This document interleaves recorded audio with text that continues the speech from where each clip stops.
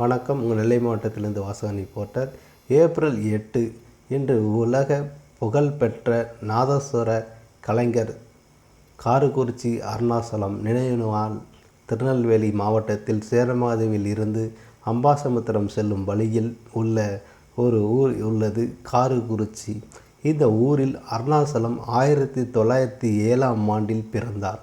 அருணாசலம் சுத்தமல்லி சுப்பையா கம்பர் என்பவரிடம் நாதஸ்வரமும் களக்காடு சுப்பையா பகவதரிடம் வாய்ப்பாட்டும் பயிலத் தொடங்கினார்.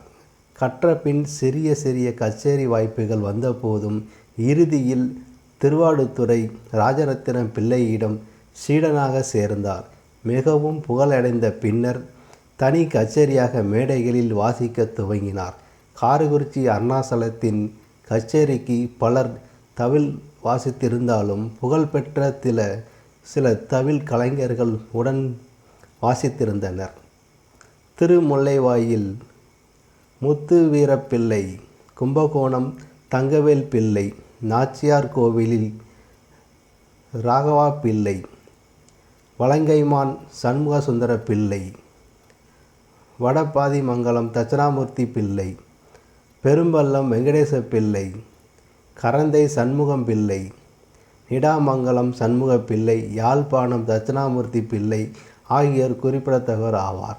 அருணாசலம் தனது நாதசுர இசையாக எண்ணற்ற கிராம போன் இசைத்தட்டுகளில் பதிவு செய்திருப்பதோடு சில திரைப்படங்களிலும் வழங்கியுள்ளார்.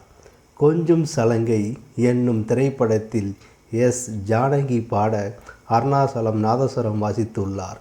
சிங்கார வேலனே என்ற பாடல் மிகவும் பிரபலமானதாகவும் அருணாசலம் கோயில்பட்டியில் உள்ள தன் இல்லத்தில் 1964ஆம் ஆண்டு ஏப்ரல் 8ஆம் தேதி அன்று மரணமடைந்து உள்ளார். ஆகவே திருநெல்வேலியில் இருந்து காரக்குறிச்சி வருவார் என்றால் மேலப்பாளையம், பிராஞ்சேரி, சேரன்மகாதேவி வழியாக வந்தால் அங்கே காரக்குறிச்சி என்ற ஊர் இருக்கிறது. காரக்குறிச்சி பஸ் நிலையத்திலிருந்து ஒரு 100 அடி தூரத்தில் இருக்கிறது. அவருடைய நாதஸ்வரம் வாசிக்கிறது போல உருவம் சிலையாக வடிவமைக்கப்பட்டு அருமையாக இருக்கிறது. ஆனால் இதில் ஒரு தவறு என்னவென்றால், வைக்கும்போது நல்லாக தான் இருந்தது.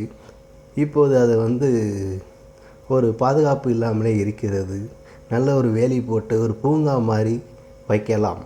தமிழக அரசுக்கு நெல்லை மாவட்டத்திலிருந்து எஸ். பழனி நான் இதை ஒரு வேண்டுகோளாக வைக்கிறேன். ஆகவே அன்னாருக்கு நல்ல ஒரு பூங்காமாக அமைக்க வேண்டும் என்று என் வாயிலாகவும் காரக்குறிச்சி ஊரில் உள்ள பொதுமக்களின் சார்பாகவும் அனைத்து சொந்தங்களின் சார்பாகவும் நான் இதை முன்வைக்கிறேன். ஆகவே இதை நிறைவேற்றி தரும்படி தமிழக அரசுக்கு என் பரிவினையோடு சொல்லிக்கொள்கிறேன். நன்றி, வணக்கம்.